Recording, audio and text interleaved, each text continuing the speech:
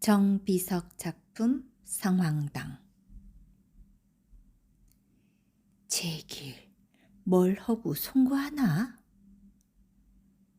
순이는 저녁밥 짓는 불을 다 떼고 나서 부직갱이로 닫힌 부엌문을 활짝 열어젖히며 눈 아래 언덕길을 바라보았다.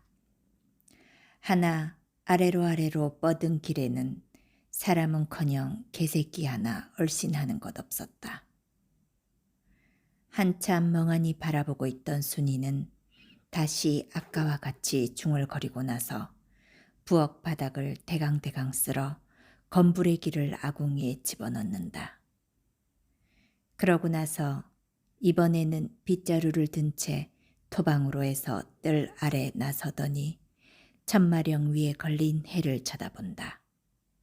산골의 해는 저물기 쉬웠다. 아침 해가 앞산 위에 떴나 보다 하면 벌써 뒷산에서는 해가 저물기 시작하는 것이다. 그러기로 신새벽에 집을 떠날 때 그만치나 신신당부를 했으니 여느 장날보다는 좀 일찍 돌아와야 할 것이고, 그러니 이맘때에는 을에 왔어야 할 텐데 아무튼 순이는 기다리기가 몹시도 안타까웠다. 하긴 여느 때에 마련하면 아직도 돌아올 무렵이 멀긴 했으나 순이는 공연히 마음이 초조했다. 그도 그럴 것이 붉은 고사댕기 한 감과 흰 고무신 한 켤레를 가져볼 생각을 하면 금방도 어깨춤이 덩실덩실 나왔고, 이제 보름만 있으면 붉은 댕기에 흰 고무신을 신고 오리 밖에 있는 큰 마을에 그네 뛰러 갈 것을 생각하면 금시로 엉덩이가 절로 들썩거렸다. 어느덧 밥이 바지적 잤는다. 순이는 소뚜껑을 열어보고 나서는 또 밖으로 나와 언덕 아래를 쳐다보았다. 아직도 아무것도 보이지 않았다. 순이는 이맛살을 찌푸렸다. 순이는 아까 집을 떠날 때의 남편의 말을 생각해 보지 않을 수 없었다. 올 수리날이 송구 보름이 넘어 있는데 발사부터 댕긴 사다 뭘 해? 그럴 돈이 있으면 술을 사 먹지. 참, 오늘은 강냉이 한 말 사고 남는 돈은 술이나 한 잔 사 먹어야겠군. 하던 현보의 말에 순이는 그래만 보갔디. 난 아예 달아나고 말걸? 하고 대꾸를 하며 남편을 따라 웃고 말았지만 지금 보면 그때 현보의 말이 노상 농담만은 아닌 것 같다. 정말 현보는 남는 돈으로 술을 사 먹는 것이나 아닐까? 술을 그렇게 좋아하는 현보의 일이니 사실 그럴지도 모른다고 순이는 점점 불안스러워서 이제는 집 뒤 언덕으로 기어올라 더 멀리를 바라보았다. 그래도 아무것도 보이지 않았다. 그래 순이는 집 앞에 있는 느티나무 아래 성황당에가 돌을 던져 제발 남편이 신과 댕기를 사오기를 축소하고 나서 짜장 댕기와 고무신을 사오지 않으면 사생결단으로 싸워보리라 마음먹었다. 그래도 마음은 놓이지 않았다. 그래 가만히 있자. 현보가 술 먹어 본 지가 한 달, 아니 허자상내 제사 때 먹은 것이 마지막이었으니 장근 2달이나 되었다. 정말 오늘은 댕기 살 돈으로 술을 먹었는지 모른다. 그러기에 아직도 안 오는 게지. 숯 2섬 팔아서 강냉이 한 말하고 댕기 한 감에 신 한 켤레 사기는 잠깐일 것이 아니냐. 술만 안 먹는다면 벌써 돌아온 지 오래였을 것이다. 저녁 해가 천마령 너머로 잠기고 말았다. 산골짜기에는 산들바람이 불고 있었다. 나뭇잎이 설렁설렁 갈리고 그런 저녁이면 을의 뒷산 숲에 사는 부엉새가 운다. 순이는 차차 불안스러웠다. 밥을 담아놓기까지 부엌 문턱이 닳도록 드나들었건만 아무런 소용이 없었다. 밥을 담아놓고는 가만히 서 기다릴 수가 없어 횡하니 언덕길을 내려갔다. 언덕길을 다 내려가면 다시 이번에는 다음 언덕길을 추어 올라야 한다. 이 언덕이라는 것이 이른바 삼천마, 귀성천마, 삭주천마, 의주천마라는 큰 제였다. 이 제를 경계로 하고 귀성, 삭주, 의주 세 골로 나누어진 것이다. 이 제의 꼭대기까지 오르자면 시오리는 넉넉히 되었다. 순이는 가쁜 숨을 쉴 새도 없이 두 할개를 치면서 올랐고 구부러진 고비를 돌 때마다 고개를 들어 머리 위에 보이는 길을 쳐다보곤 하였다.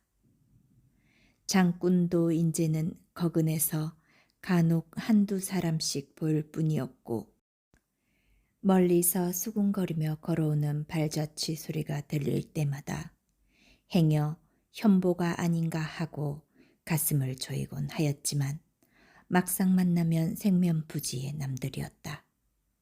그런 때면 순이는 가만히 한숨을 쉬면서 맥 풀리는 다리를 가누며 언덕을 올랐다. 언덕을 오르기만 하면 내림길 시오리는 한눈에 바라볼 수 있었다. 순이는 점점 벨머리가 떠올랐다. 제게 만나기만 하면 대비산지 멱살을 부어잡고 악다구니를 쓰리라 하였다. 어느덧 황혼이 짙었다. 깊은 산골짜기에서 피어나기 시작한 황혼은 나무를 애워하고 개울을 덮고 산 허리로 해서 야금야금 꼭대기로 뻗기 시작하였다. 바람이 여느 때보다 차가웁게 불었다. 갓 나온 떡갈나무 잎이 바람을 맞아 사르륵 사르륵 소리를 내고 있었다.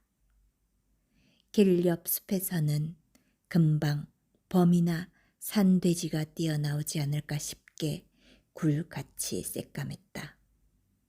그러나 순이는 그런 것은 조금도 무섭지 않았다.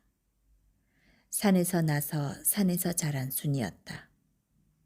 순이는 현보가 붉은 고사댕기와 흰 고무신을 사가지고 올 것을 생각하면 멋이나 두렵지 않았다. 그는 다시 발을 빨리 놀렸다. 순이가 천마령을 10리나 추어 올랐을 때 저편에서 흥얼이 타령을 하며 오는 사람이 있었다. 그 목성은 틀림없는 현보였다. 그것이 현보인 것을 알자 대뜸 순이의 가슴은 덜컥 내려앉았다. 산골의 귀물은 머루나 달에 인간의 귀물은 우리님 허리. 이것은 현보가 아는 단 하나의 노래였고 그리고 현보는 을의 술이 얼근이 취해야만 이 노래를 부르는 것이 아니냐. 순이는 이 노래를 듣고 댕기도 고무신도 허얄낭창이로구나 생각하니 가슴 밑바닥에서부터 끓어오르는 분노를 참을 수 없어 길바닥에 딱 버티고 서며 주먹을 불끈 쥐고 어둠 속에서 가까이 오는 현보를 노려보았다. 현보는 등에 짐을 걸머진 채 흥얼거리며 그대로 지나가려다가 다시 한번 쳐다보더니 그제야 순이인 줄을 알고 깜짝 놀라며 순이가? 너 어떻게 여기까지 왔네? 옳지, 내 마중 왔구나, 응? 하고 얼근이 취한 혀를 굴리며 순이의 어깨를 붙잡으려 한다. 그래, 씨는 사오는 거요? 순이는 현보의 팔을 뿌리치며 턱 쏘았다. 뭐? 그럼 날 마중 나온 게 아니고 신 사오는가 해서 여기까지 왔구나, 응? 신?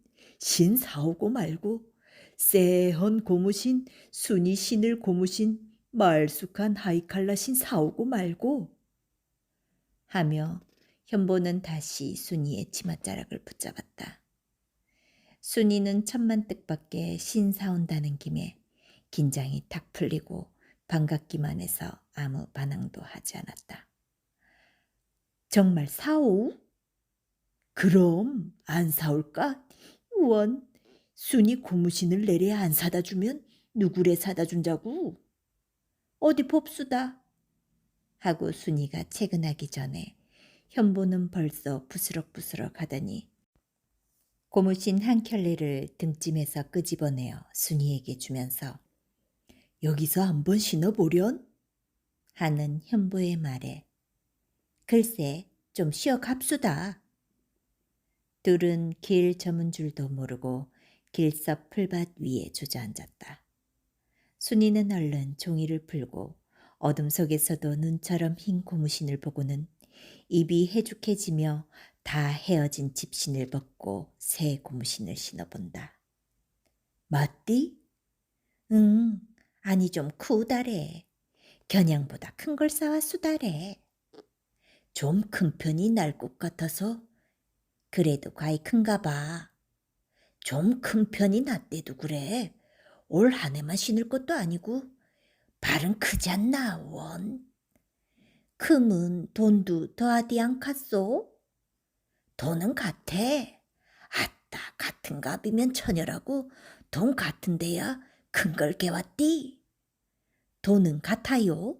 그럼 큰 게 낫디 뭐. 참 댕긴? 순이는 그제야 생각난 듯이 댕기 재촉을 하였다. 댕기 생각도 났지만 댕기 와 시집 올 때 데리고 온 거 있잖가. 아구 맞나. 시집 올 때 웬 댕기래 있었나 뭐. 시집 오던 날 데리고 온 건 놈 해례돼서 사흘 만에 도로 보내주디 않았소. 아, 그랬던가? 난 또 오늘 문득 시집 올 때 데리고 온 댕기 생각이 나기에 옳다 잘됐다. 오늘은 댕기값이 남았으니 술 먹을 돈이 생겼다고 막걸리 몇 잔 걸티고 왔디. 난 참 그런 줄은 깜빡 잊었더래구먼. 허, 그러니 할 수 있나. 다음 땅에는 꼭 사다 주디. 여보, 그야 너무 생각을 못 해주갔소. 아니, 생각을 못한 게 아니라 있는 댕기야 또 사올 것 같디 그랬디. 내가 님자 댕기 사오는 거 아까워 그랬겠나? 그렇지 않아? 응? 순이? 하며 현보는 순이의 어깨를 휘감았다. 순간 술 냄새가 물씬 얼굴에 끼얹혔다. 아이고 망측해라. 망측은 무슨 망측? 아무개도 보는 사람 없소. 하고 현보는 성남범처럼 덤벼들었다. 순이는 고무신 사다 준 것만도 다행으로 여겨 아무 반응도 하지 않았다. 어느덧 18의 달이 천마제 위에 삐죽이 솟았다. 산 속은 괴괴하다. 나무 사이로 세차게 흐르는 달빛이 더욱 정막을 돋우었다. 숲 위에서 반짝이는 별들만이 순이와 현보를 지키고 있었다. 어디선가 간혹 접동새 울음이 들려왔고 그것이 그치면 아지 못할 산 짐승이 짝을 찾는 듯 구슬프게 우는 소리뿐이었다. 순이는 밤새도록 자지 않고 신만 신었다 벗었다 하였다. 신코가 뾰족한 것이 신기롭거니와 휘어잡으면 한 움큼 되었다가도 손을 놓으면 팔딱 제 모양대로 돌아지는 것이 퍽은 재미스럽다. 순이는 버선 위에도 신어보고 맨발로도 신어보았다. 그는 참말 벼랑간에 하늘에 올라간 것만치나 기뻤다. 이런 신은 아무리 돈 많은 사람이라도 함부로 신을 것이 못되어 보였다. 요 아랫마을에도 흰 고무신 신은 여편네라고는 구장 안에 한 사람뿐인 것만 보아도 알 것이라고 순이는 등잔을 끄고 그만 자리라고 결심을 하였다가도 다시 불을 켜고는 고무신을 어루만져 본다. 그리고 이런 모든 것이 성왕님의 은덕이라고 믿는 것이었다. 순이는 시집 올 때 성왕당 앞에서 배례하고 배필이 되기로 맹세한 것을 새삼스러이 행복되게 생각하는 것이었다. 순이는 이 세상 모든 재앙과 영광은 성왕당께서 주장하는 줄로만 믿는다. 순이가 처음 시집 왔을 때 순이 시어머니는 우리 집 밀은 무엇이나 앞에 계신 성왕님께 빌면 순순히 되는 줄만 알아라 하고 타이르던 것과 시증조 부모 때에 한 번 성왕님께 불공했다가 집이 도깨비 불에 타고 말았다는 말까지도 잊혀지지 않았다. 순이는 지금 고무신을 신게 된 것도 틀림없는 성왕님의 은덕이라고 믿는다. 이튿날 아침 순이는 먼동이 트기 전에 일어나서 신을 또 한 번 신어보고는 밖으로 나와 이리저리 돌아가며 돌을 주워들고 성왕당 앞으로 가 공손히 돌을 던졌다. 순이는 성왕당에 돌 던질 때가 가장 행복스러웠다. 돌을 연함게 던지고 나서는 고개를 숙이려 한참 배례하고 잠깐 섰다가 집으로 돌아왔다. 그러자 현보도 잠이 깨어 옷을 걸치며 마당으로 나왔다. 쑥가마에 일하러 가는 것이었다. 고너 갔는데 좀 더 자고 가구래. 순이는 고무신 사다 준 것이 생각할수록 고마워서 현보를 보고 휘죽 웃었다. 괜찮어? 어서 가보야디. 현보도 순이를 보고 희죽 마주 웃고 나서 눈을 비비며 집 뒤 등마루로 올라간다. 쑥가마는 고개를 넘고 고개를 다시 내려가서야 있었다. 현보가 한창 고개를 올라갈 때 순이는 생각난 듯이 큰 소리로 여보! 여보! 하고 현보를 불렀다. 와 그래? 좀 왔다 가오! 왔다 가라고요! 하고 순이는 소리를 질렀다. 이윽고 현보는 와그루? 와 그래? 하며 순이에게로 되돌아왔다. 인자 갈 때 성왕당께 비는 것 잊어버렸디요? 난 또 큰변 났다고? 그럼 큰변 아니구요? 성왕님께 불공했다가 큰변 나는 줄 모르우? 하면서 순이는 벌써 돌을 10개나 넘어 모았다가 현보에게 주면서 던지라고 한다. 현보는 돌을 받아서 공손히 던졌다. 그러고 나서 합장하였다. 현보는 다시 순이를 쳐다보며 웃고 나서 집을 떠날 때 퍽 행복스러웠다. 나이 28이 되어서야 겨우 아내랍시고 코를 질질 흘리는 14살짜리 순이를 얻어온 것이 어제일 같은데 순이는 벌써 18이 되어서 이제는 제법 아내 꼴이 박혔고 게다가 기특하게도 남편에게 재앙이 없도록 성왕님께 축수하기를 잊어버리지 않는 것만 보아도 현보는 그지없이 행복스러웠다. 현보에게는 이 천마령과 순이만이 온 천하의 모든 것이었다. 순이만 있으면 현보는 조금도 괴로운 것이 없었다. 그리고 또 이 천마령이 있는 동안에는 따라서 잠나무도 끝이 없을 것이요. 그러고 보면 숯 굽기도 끝이 없을 것이니 먹기 걱정은 영 없었다. 세상이 어떻게 변동되건 어떤 풍파가 일어나건 그런 것은 현보에게 아무런 상관도 없었다. 세상 일로서 현보와 관계되는 것이 있다면 그것은 오직 숯감 내리는 것이다. 하나 그것도 제길 제놈들이 수치야 안 쓰고 배겨낼 수 있나 원? 하고 생각하면 그것조차 걱정될 것이 없었다. 현보는 그저 행복스러웠다. 전나무, 잣나무, 박달나무, 물풀의나무, 떡갈나무, 소나무, 아름드리 나무나무들이 활기를 쭉쭉 뻗고 별 걷듯 서 있는 숲속을 거닐면서 현보는 다시 빙그레 웃었다. 무성한 나무, 그것은 얼마나 친근한 현보의 벗이었으리요. 순이도 떼어버리고는 살 수 없을 만치 사랑스럽다. 그러나 이 나무들도 순이보다 못지않게 사랑스럽다. 봄이 오면 나무, 잎이 싱싱하게 생겨나고 그래야만 현보의 마음에도 봄이 오는 것이었다. 친근하기로 말하자면 산은 말할 필요조차 없다. 온갖 나무를 키워주고 온갖 풀을 키워주는 것이 산이 아니냐. 현보를 낳아준 것도 산이었고 현보를 먹여 살리는 것도 산이었고 현보의 어머니가 마지막으로 돌아간 것도 역시 산이 아니냐. 현보는 산 없는 곳에서는 하루도 살지 못할 것 같았다.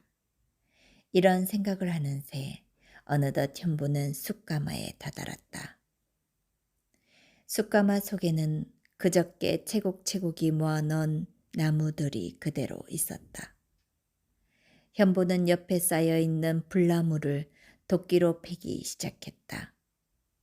도끼를 번쩍 들어 뒤로 견줄 때마다 턱 버그러진 구리 샛빛 앞가슴의 근육이 불끈 내솟았다가는 도끼를 탁 내리 갈기면 어깨죽지가 불쑥 부풀어 오르고 그와 동시에 장작이 팡 하고 두 갈래로 갈라지는 것이었다.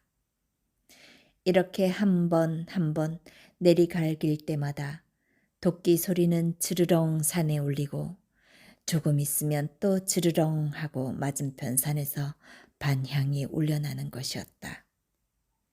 그리하여 현보는 혼자이면서도 장단 맞추어 둘이 일하는 때와 똑같아 조금도 힘이 들지 않았다. 한참 패고 나서는 하늘을 우러러 본다.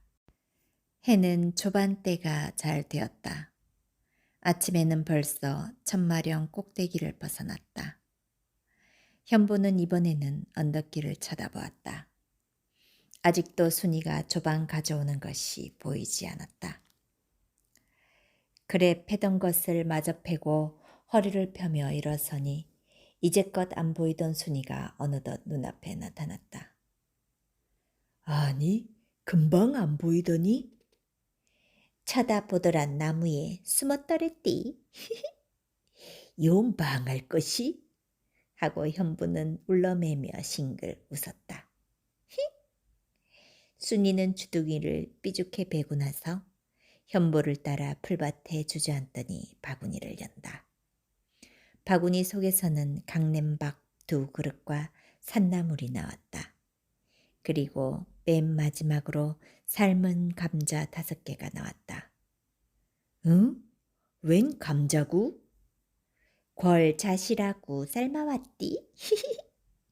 하고 순이는 연신 칭글벙글이었다. 감자가 송구 남아있었던가? 요것뿐이야. 궐 생일날 쓰려던 거 오늘 삶아왔디 뭐. 하고 순이는 수줍은 듯이 고개를 비튼다. 현보는 눈물이 나도록 고마웠다. 오늘 아침밥은 유난히 입에 달았다.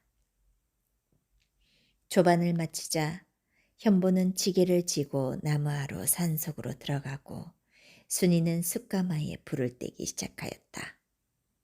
순이는 불나무를 한 아궁이 가득히 집어넣고는 바구니를 끼고 나물 하러 나섰다.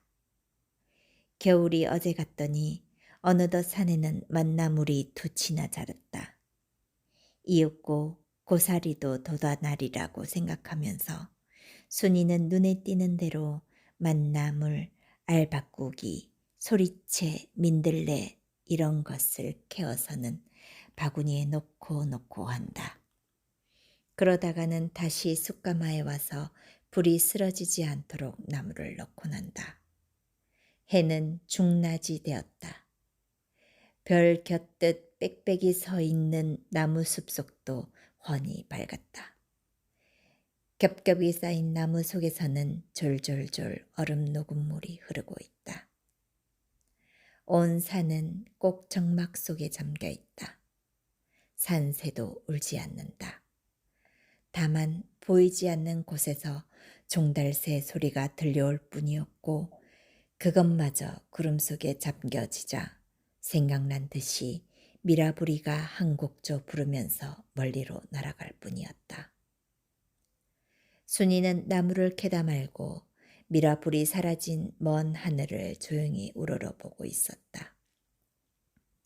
그런 때에는 순이도 자연의 한 부분에 지나지 않았다. 산 속의 봄은 유난히 짧다. 뻐꾹새가 울어서 봄이 왔나 보다 하고 한겨울의 집거에서 해방되어 산으로 오르기 시작하면 벌써 두견새와 꾀꼬리가 노래를 부르고 뒤이어 매미가 맴맴맴맴맴 하고 한가로운 한속의 여름날을 돕는다. 그러기에 산 사람들에게는 봄보다도 여름이 더욱 친근하였다. 하루하루 산은 나뭇잎으로 묵어가고 각색 새들의 노랫소리에 산 사람의 마음은 흐드러져 간다.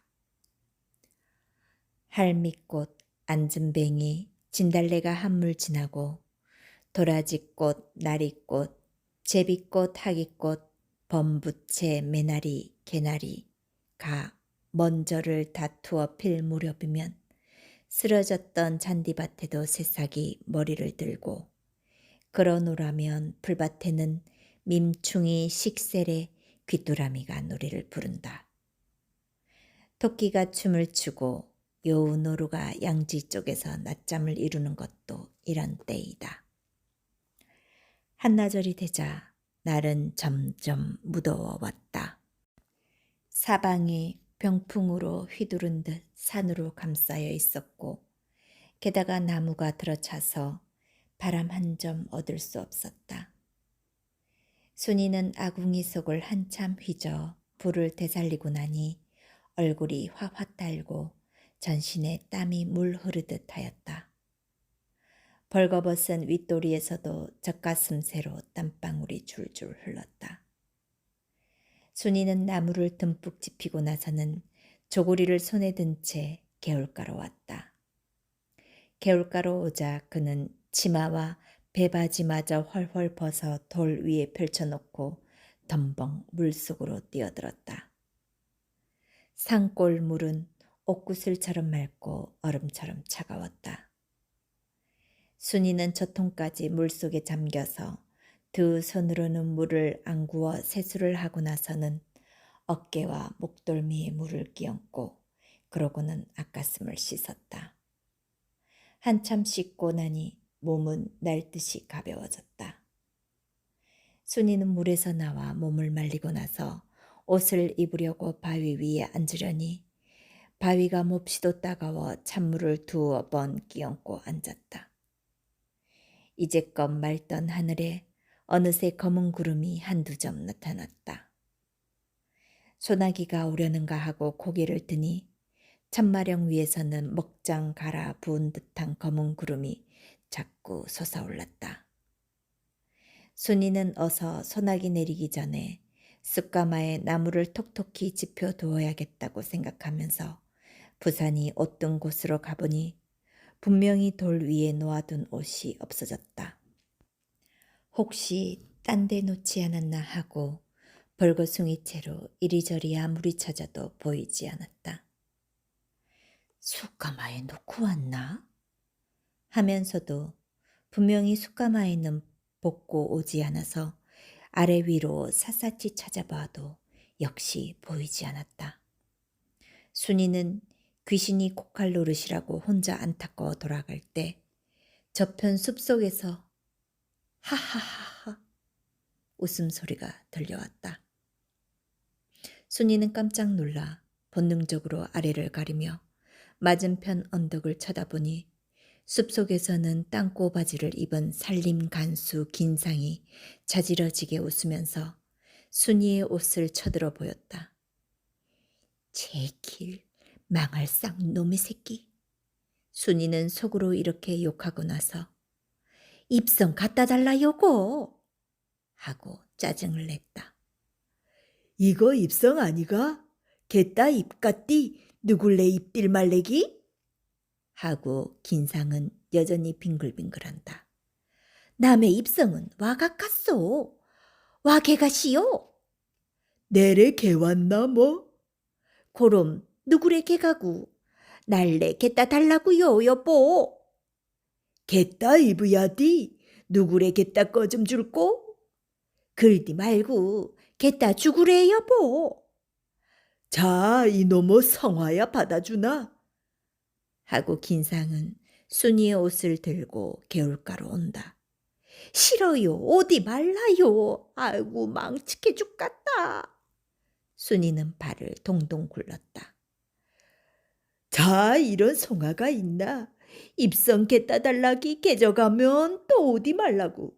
그럼 난 모루. 하고 긴상은 풀밭에 옷을 내던진다. 거기 놔두고 더 멀리 가라고요. 가구 뭐 안 가구야 내 맘이지 뭐. 글디 말고 어서 더 가라고요. 점다는 양반님 그건 뭘 꾸루. 허 이거 참. 하며 긴상은 숯가마 쪽으로 몇 걸음 걸어간다. 긴상이 옷 있는 곳에서 멀리 간 다음에 순이는 얼른 옷을 입으려고 뛰어갔다. 그와 동시에 긴상도 순이에게로 달려오면서 더 이놈의 멧돼지 봐라 더 하였다. 그러나 순이는 재빠르게 바지를 주워 입자 달려온 긴상은 순이의 저고리를 뺏어 들었다. 글디 말라요 여보. 점다는 양반이 거뭘 구루. 난 점단티 못해. 저고리 날래 달라요 여보. 덜 줘. 길에서 얻은 저고리를 내려와 줄꼬. 어서 달라고요. 하고 순이는 짜증을 내면서 긴상에게로 달겨들었다. 글쎄 못 준대도. 하고 긴상도 저고리를 뒤로 돌리면서 연덕처럼 토실토실하고 고무공처럼 탄력 있는 순이의 젖가슴을 검칙스러운 눈으로 바라보는 것이었다. 어서 달래는데 그래요. 그럼 줄 테니 내 말 듣지? 말은 무슨 말이라고 구루. 어서 달라요. 글쎄 내 말 듣지? 들을 거니 조골인 달라우. 정말 듣지? 들어. 거짓불이 아니지? 정 들을 거니 조골이 달라고요. 긴상은 그제야 만족한 듯이 빙그레 웃으면서 순이에게 저고리를 건네주었다. 순이는 저고리를 입고 나서 힝 개떡 같다. 누구의 말을 들어? 하고 획 돌아서 숯가마께로 달아난다. 순이 정말 이러기야? 하고 긴상은 잠깐 멍하니 순이의 뒷모양을 바라보다가 순이를 따르기 시작했다. 순이는 숯가마에 다다르자 씁쓸하니 시치미를 떼고 아궁이에 장작을 넣는다. 아까부터 퍼지기 시작한 검은 구름이 이제는 하늘을 휘덮고 싸늘한 바람이 휘 지나간다. 굵은 빗방울이 트문트문 떨어진다. 산에서는 나뭇잎 갈리는 소리가 솟아나였다. 덤 눌러온 긴상은 순이에게로 와락 달겨들어 가쁜 숨으로 순이 정말 말 안 들을 테야? 누구의 말을 듣갔다기 추근추근 이래. 분홍 갑사 조골이 해줄 거니 말 들어, 응? 싫어 글쎄.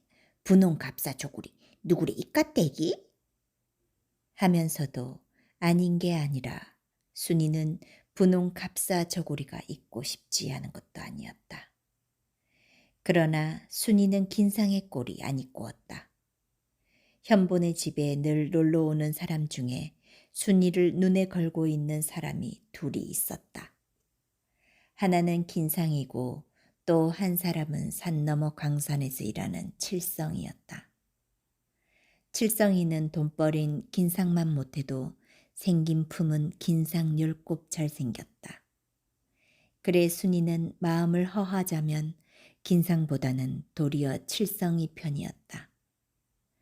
칠성이가 오늘처럼 이런 곳에서 시달린다면 하고 생각하다가 순이는 속으로 고개를 설레설레 흔들었다. 칠성이 다 뭐래 현보가 있는데. 긴상은 잠깐 궁리하다가 정말 싫으니? 정말 싫어요. 소나기는 내리붓기 시작하였다. 거기 따라 순이의 마음도 점점 굳세어졌다. 순이와 긴상은 습속으로 들어가서 비를 그었다. 너 나하고 틀렸다가는 큰일 날 줄 모르니? 난 그까지 큰일 무섭디 않아. 정말? 너의 현보가 오늘도 소나무 찍는 것을 내 눈으로 보고 왔는데도? 그래, 소나무 찍었으면 와 어때? 너 올 봄부터 허가 없이 소나무 찍었다가는 징역 가는 법 생긴 줄 모르니? 알면 어때? 빌어먹을 다 성왕님이면 고만이지 뭘 그래. 순이는 순이대로 긴상이 어설수록 저도 빗나갔다. 은근히 법이라는 것이 무섭지 않은 것도 아니지만 그렇다고 긴상 따위에게 슬슬 기고 싶지 않았다. 또 그까짓것 성황당에 축수만 하면 그만이 아니냐. 순이, 그러지 말고 나 고하지 않을 테니 내 말 한 번만 들어. 난 싫대도 그래. 그럼 현보 징역 가도 좋니? 징역을 와가? 어디래서? 순이는 입술을 삐죽 내밀어 보였다. 그 순간 긴상은 하도 예뻐 더 못 참겠다는 듯이 순이에게로 달려들어 허리를 휘감으려 하였다. 순이는 그 순간 날쌔게 몸을 비키었다. 비는 체구부로 받듯 내리쏟았다. 숲속에서도 빗방울이 떨어지기 시작하였다. 긴상은 또 잠깐 개면쩍은 듯이 가만 서 있다가 정말 안 들을 테야? 똑똑히 말해봐. 그의 두 눈은 쌍심지를 켠 듯 몹시 충혈되었다. 음성은 비수같이 날카로웠다. 그러나 순이는 범을 보고도 놀라지 않고 자른 탓으로 아무렇지도 않은 듯이 글쎄 100번 그래야 소용없대도 할 뿐이었다. 그 말을 듣자 긴상은 성남범처럼 순이에게로 덤벼들어 순이를 휘어넘기려 하였다. 순이는 휘끈 뒤로 자빠지려던 다리에 힘을 주어 딱 버티고 서며 붙잡힌 저고리 소매를 탁 낚아채려 하는 순간에 벌써 뜨거운 입술이 이마에 와 닿았다. 순이는 더 참을 수 없어 쌍개 같은 놈어 하면서 두 눈알이 빠져라고 사내의 뺨을 휘갈기고 제비같이 날쌔게 숲속에서 뛰어나와 채굽받듯 하는 비를 맞으며 언덕길을 달리어 집으로 돌아온다. 숲속에서는 뺨 맞은 사내가 달아나는 순이의 뒷모양을 노려보면서 인연 두고 보자 할 뿐이었다. 비는 짝짝 내리쏟았다. 비 안개에 쌓여 산도 하늘도 보이지 않았다. 만산이 한참 흐드러지게 웃는 것처럼 쉬쉬 소리뿐이었다. 한참 언덕을 오르던 순이는 사내가 따라오지 않는 것을 알자 발을 멈추고 코로 입으로 흐르는 빗물을 씻는다. 그러고 나서 빙그레 웃으며 뒤를 돌아보고는 다시 언덕을 추어 오른다. 순이는 비가 좀 더 억수로 퍼부었으면 싶었다. 비가 퍼부으면 퍼부을수록 마음이 튼튼해질 것 같았다. 고개를 다 오른 때에는 순이는 벌써 지나간 일은 잊어버리고 집에 가면 흰 고무신 신어볼 생각에 마음은 날뛰었다. 발끝에서 메추리가 포드드드 날아났다. 비는 자꾸만 퍼부었다. 이틀이 지나자 읍내 경찰서에서 순사가 현보를 잡으러 왔다. 현보는 아무 말도 못하고 한참은 땅만 보고 있고 따라온 긴상만이 뜻있는 웃음을 빙글빙글 순이에게 건네고 있었다. 순이는 어안만이 벙벙하였다. 난리가 빨리빨리! 하는 순사의 재촉에 마지못하여 현보는 찌뿌드드 일어나면서 글썽글썽 눈물갠 눈으로 순이를 쳐다보았다. 순이도 현보를 보자 울음이 북받쳐 올랐다. 그럴 줄 알았더면 긴상 말을 들어주었던 편이 좋았을 걸 하고 후회하였다. 그러나 그보다 더 큰 후회는 그저께 그 길로 곧 돌아오면서 성왕님께 빌지 못한 것이었다. 그때 오는 길로 한 번만이라도 빌었다면 오늘 같은 일은 일어나지 않았을 것이 아니냐. 현보는 살장으로 끌려가는 늙은 소 모양으로 고개를 수그리고 앞서서 읍으로 걸어간다. 순이는 참다 못해서 언제쯤 돌아올까요? 하고 순사에게 간신히 물었다. 한 10년 있다 올 줄 알아. 하고 순사는 혼자 씩 웃는다. 순이는 순사가 웃을 적에는 대견스러운 죄는 아니리라고 짐작은 하면서도 10년이라는 말에 어안이 벙벙하였다. 너 이전 시집가야 갔구나? 긴상은 아주 비꼬는 웃음을 보내며 힐끗 순이를 쳐다본다. 순이는 아무 대꾸도 않고 마음속으로 이놈 두고 봐라. 내래 상왕님께 빌어서 내 놈을 망덕을 하게 할 적을 하고 중얼거렸다. 순이는 현보가 보이지 않을 때까지 문 밖에 서 있었다. 마침내 현보의 뒷모양이 안개에서 사라지자 순이는 참았던 울음보가 탁 터져서 목을 놓아 통곡을 하였다. 단둘이 살던 살림에 현보가 잡혀갔으니 누구를 믿고 살 것이랴. 순이는 맘껏 울었다. 이런 때에는 아이라도 하나 있었으면 하고 생각하니 새삼스러이 현보 잡혀간 것이 슬펐다. 그러나 잡혀간 것은 하는 수 없는 일이고 이제부터는 몇 해 만에 나오든지 나오는 날까지 혼자서 벌어먹어야 할 것을 생각하고 순이는 한낮이 겨우자 숯가마로 갔다. 순이는 전에 현보가 하던 모양대로 도끼를 들어 장작을 패고 불 때는 틈틈이 겨울 준비로 도라지 고사리를 캐모았다. 순이는 여느 날보다 퍽 늦어서야 집에 돌아왔다. 집에 와보니 긴상이 능청맞게 아랫목에 자빠져서 기다리고 있었다. 순이 인제 오는 게요? 오늘은 늦구먼. 하고 사내는 현보를 잡아갈 때와는 딴판으로 친절한 태도를 보인다. 순이는 이 자식이 또 와? 하면서도 행여 현보의 소식을 알 수 있을까 하여 벌써 읍에까지 갔던 거요? 하고 공손히 물었다. 아니, 난 읍엔 안 가서. 그럼 우리 주인은 어떻게 됐소? 경찰서까지 가게 되었지? 언제쯤 내게 돼요? 그야 내 말에 달렸디. 하고 긴상은 순이를 많이 쳐다본다. 순이는 속살로 때까지껏 하고 아니꼬이 생각하면서도 잠잡고 있었다. 사내가 몇 날 전에 산에서 한 짓을 사죄하라는 것과 그리고 이제라도 제 말을 들으라는 것쯤은 순이로서도 눈치챌 수 있었지만 행차 뒤의 나팔격으로 이제야 일은 틀어지고 말았으니 순이는 자꾸 억가고만 싶었다.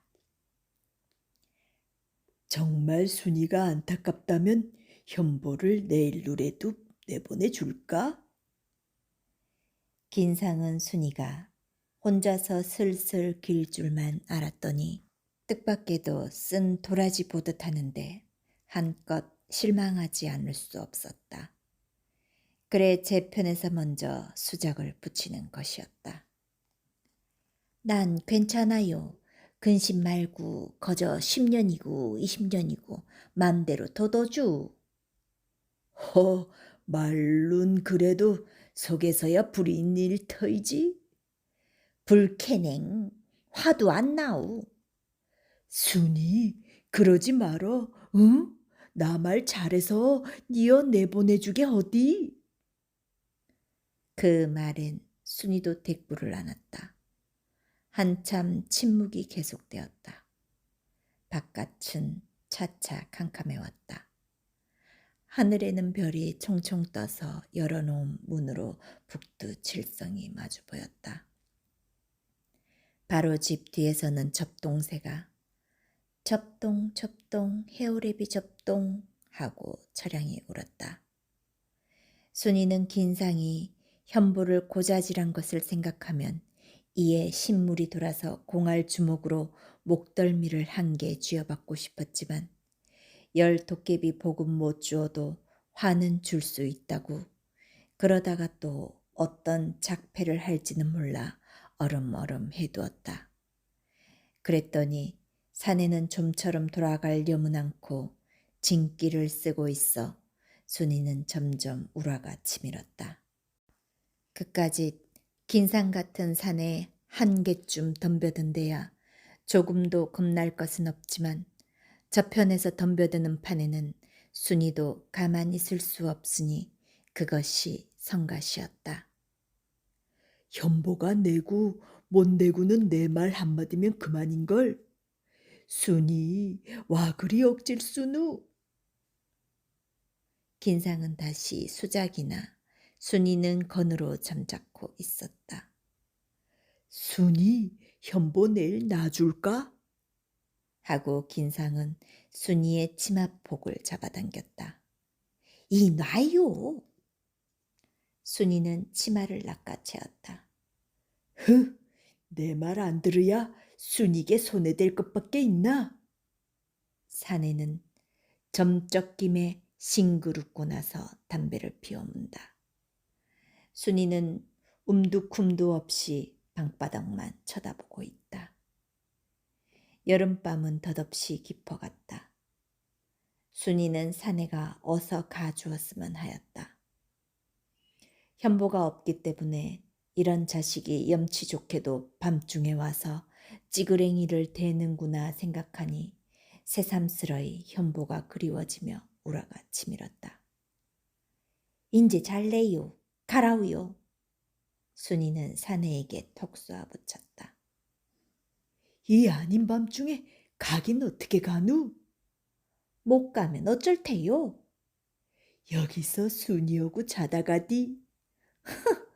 비위타게 300은 살겠다. 어서 가요. 이 캄캄한 밤에 어딜 가란 말이야? 응? 순이?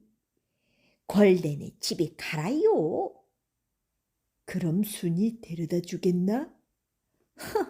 별꼴 다 보겠다. 순이는 사내에게 눈을 흘겨 보이고는 밖으로 달아나왔다. 순이는 어둠 속에서 돌을 주워가지고 또 성왕당 앞으로 가 성왕님께 현보가 속히 나오게 해달라고 기원하였다. 그는 몇 번이고 허리를 굽실거리며 절을 하였다. 그러는 동안에 어둠 속에서 발자국 소리가 나더니 문득 에헴 하는 기침 소리가 들렸다.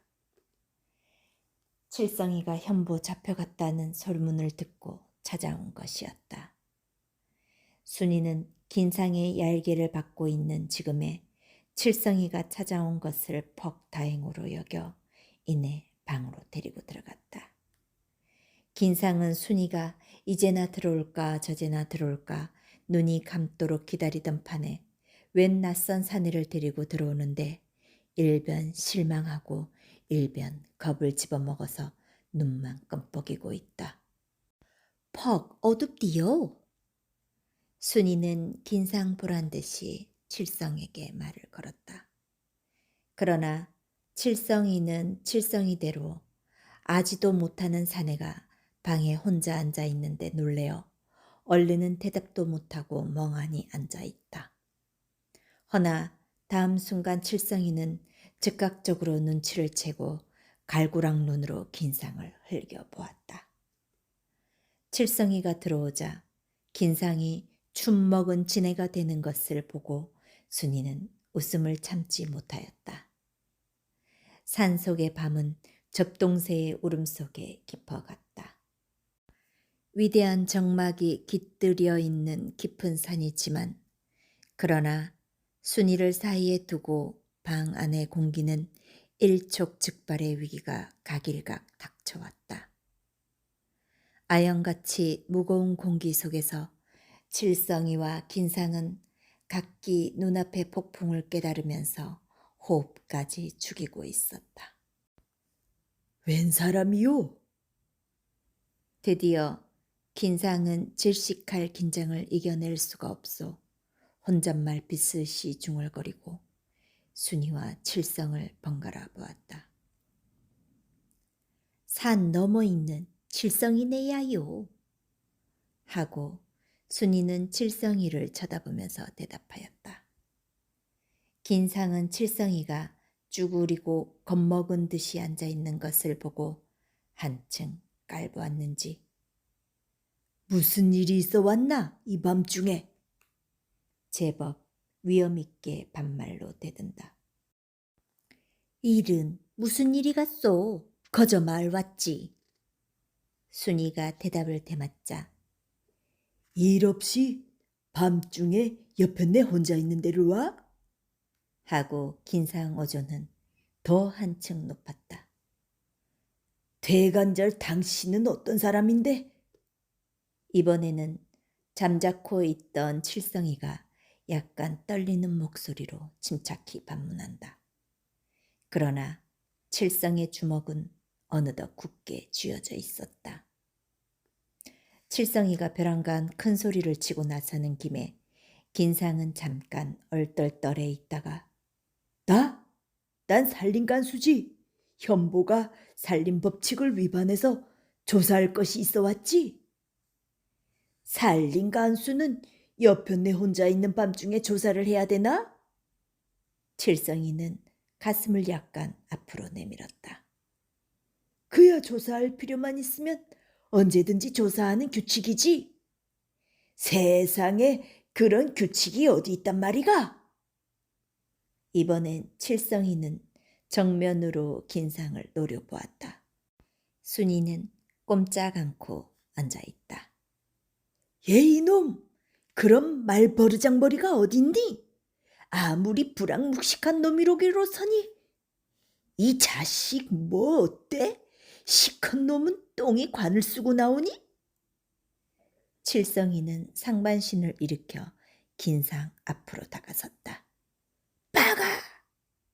긴상은 그 고함과 함께 칠성의 따귀를 번개가 일도록 야바다 갈겼다. 이 갓나 새끼 어디 보자! 하기가 바쁘게 칠성이는 긴상 멱살을 죽혀잡았다. 긴상도 칠성이를 맞잡았다. 다음 순간 둘은 서로 엎치락 뒤치락 뒤처지었다. 그 김에 등잔불이 휙 꺼졌다. 벼랑간 방 안은 수라장이 되었다. 아이고 머니! 순이는 외마디 소리를 부르짖으면서 밖으로 뛰어나왔다. 아쿠! 이쌍! 아호! 하는 부르짖음이 방 안에서 들려나왔지만 순이는 그 목소리가 누구인지도 분간하지 못하였다.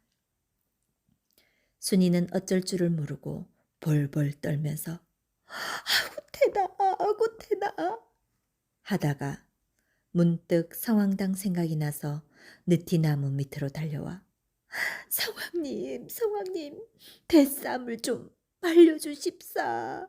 대쌈을 좀 말려주십사. 하고 두 손을 싹싹 비볐다. 방 안에서는 아직도 에이샹 하는 소리가 들려왔다. 이틀이 지나도 사흘이 지나도 현보는 돌아오지 않았다. 칠성이도 저번 날 밤 긴상과 싸우고 가서는 나흘째 오지 않았다. 떠도는 말이 칠성이는 긴상 머리에 상처를 입혔기 때문에 그날 밤으로 어디론지 도망을 치고 말았다 한다. 순이는 낮이면 순나무를 하였고 밤이면 성황당에 치성을 드리면서 그날을 보내었다. 현보가 잡혀간 뒤로는 숯도 한 가마를 구웠을 뿐이었다. 순이는 저녁에 집에 돌아올 때처럼 쓸쓸한 적은 없었다. 여느 때 같으면 현보와 같이 돌아와서 저녁도 마주 앉아 먹을 터인데 이제는 혼자 오두만이 앉아 먹자니 밥이 목구멍을 넘어가지 않았다. 순이는 나무를 하다가도 숲속에서 장기와 까투리가 꾸둑꾸둑 서로 희롱하는 것을 보고는 문득 현보 생각이 머리에 떠올라 한참은 우두머니 서서 지나간 일을 회고해 보는 것이었다. 그래도 숲속에서 꾀꼬리가 울고 뻐꾹새가 울고 미라부리가 울 때에는 순이의 마음은 평화스러웠고 도끼를 든 손도 가벼웠다. 산에만 오면 순이는 어머니 품속에 안긴 것처럼 마음에 듬북하여 온갖 새들과 함께 노래 부르고 싶었다. 새들의 노래를 들을 때에는 순이의 마음에는 슬픔이라고는 손톱만치도 없었다. 나무가 무성히 자라고 새들이 노래 부르는데 순이의 가슴에 검은 구름이 있을 턱 없었다. 그런 때에는 순이는 현보도 성황님 덕택에 이내 놓여 나올 것을 굳게 믿는 것이었다. 그러나 해가 저물고 산골짜기가 어둠에 잠기면 순이의 마음도 어두워졌다. 제 둥지로 돌아가는 까마귀가 어쩌다가 순이네 집 위에서 까우까우 하고 울 때면 순이의 마음은 납덩이같이 무거워졌다. 옛날부터 저녁 까마귀가 울면 집안이 불길하다는 것을 순이도 알기 때문이었다. 순이는 현보가 내일도 돌아오지 못하려는가, 정말 10년씩이나 갇혀있게 될 것인가 하고 머리를 쥐어짜며 생각하다가 마침내는 벌떡 일어나서 성황당으로 달려간다. 그럴 때면 순이는 성황당 앞에 엎드려 1시간이나 치성을 드리는 것이었다. 순이는 모재기가 서편 하늘에 퍽 기울어진 때에야 잠자리에 누웠다. 하나 어쩐지 잠이 오지 않았다. 눈을 감고 있노라니 현보와 칠성이와 긴상의 얼굴이 제가끔 나타났다. 순이는 아까 산에서 장기와 까투리가 놀던 것을 생각하고 이내 언젠가 현보가 장에서 고무신 사오던 날이 기억에 떠올랐다. 그래, 이번에 나오면 현보하고 둘이서 성황님께 아들 낳게 해달라고 빌어야지 하고 혼자 궁리하다가 씩 웃었다. 괴괴한 밤이었다. 섬돌 아래서 하늘밥 도둑이 돌돌돌돌 우는 소리가 천지를 뒤흔드는 듯하였다. 순이는 낑 하고 돌아눕다가 문득 귓결에 응 하는 소리를 듣고 머리를 번쩍 들었다. 여우가 울어. 순이는 가슴이 또 뭉클하였다. 여우가 울 때 입을 향하고 우는 곳은 반드시 흉사가 있다는데 순이는 벌떡 일어나서 문 밖으로 뛰어나와 어딜 향해 우는지 알아보려 하였다. 순이는 토방에서 귀를 기울였지만 울음소리만 듣고는 어디를 향하고 우는지 알 수가 없었다. 그저 꼭 순이네를 향하고 우는 것만 같았다. 현보가 영 못 나오려나? 순이의 마음은 영 미어져갔다. 순이는 성왕님께 무슨 죄를 지었던가 스스로 생각해 보았다. 그리고 역시 성왕님께 정성이 부족한 탓에 까마 귀가 울고 여우가 방정을 떠는 것이라고 믿었다. 순이는 까마귀나 여우나 모두가 성왕님의 마음대로 되는 것이라고 믿는다. 그래 순이는 다시 성왕당으로 모신 느티나무 아래로 와서 무릎을 꿇고 앉아 손을 비비었다. 순이는 참된 마음으로 성왕님께 사죄를 하였다. 1시간이 지나고 2시간, 3시간이 지났건만 순이의 마음에는 오히려 부족하여 그는 하룻밤을 치성으로 꼬박이 밝혔다. 그랬더니 이튿날 아침 순이의 마음은 도로 명랑하여졌다. 아침볕에 무르녹는 녹음을 보면 순이의 마음은 옥구슬같이 맑아졌다. 순이가 막 집을 나서 숯가마로 가려는데 난데없이 까치 2마리가 순이네 지붕 위에서 깨악깨악깨 짖고 지나갔다. 옳다. 순이의 눈은 기쁨에 이글이글 빛났다. 아침 까치가 짖으면 손님이 온다는데 아마 오늘은 현보가 오려나 보다 하였다. 현보가 오면 무엇부터 이야기할까? 긴상 이야기, 까마귀 이야기, 여우 이야기, 장기와 까투리 이야기.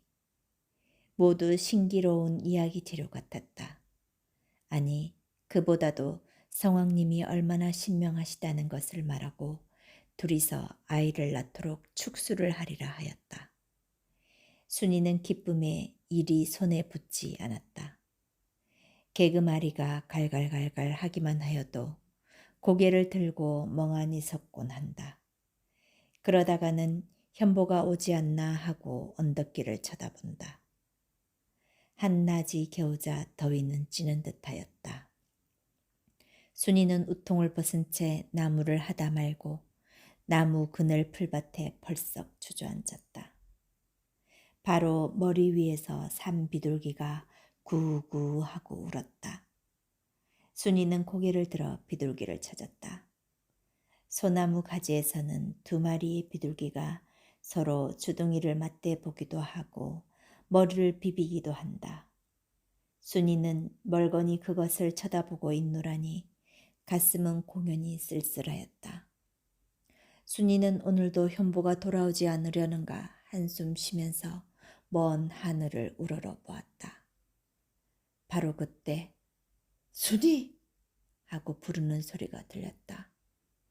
순이는 꿈인가 놀라며 성큼 일어나니 맞은편 숲속에 칠성이가 서 있었다.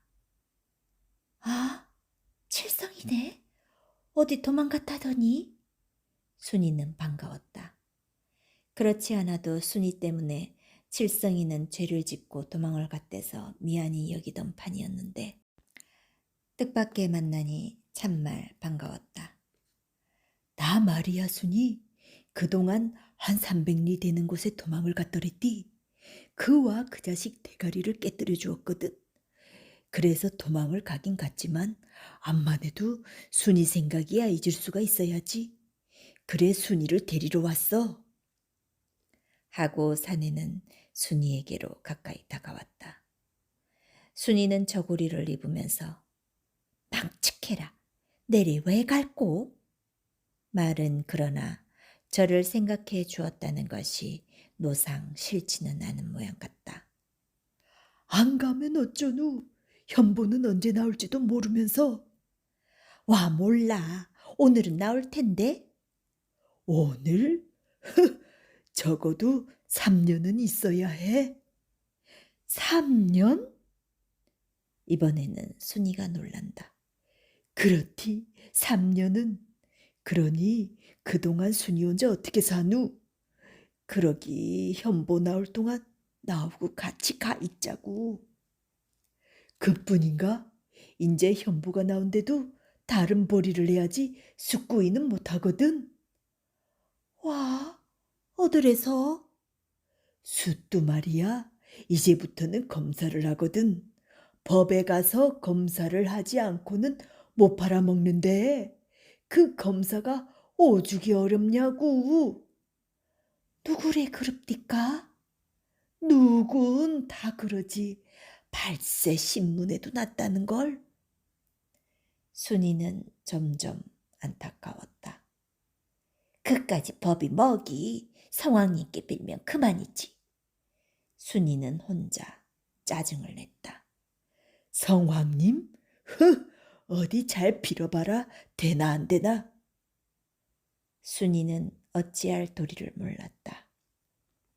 순이, 내래 발세 순이 입성 다 해가지고 와서 이거 하고 칠성이는 손에 들었던 보퉁이를 풀기 시작한다.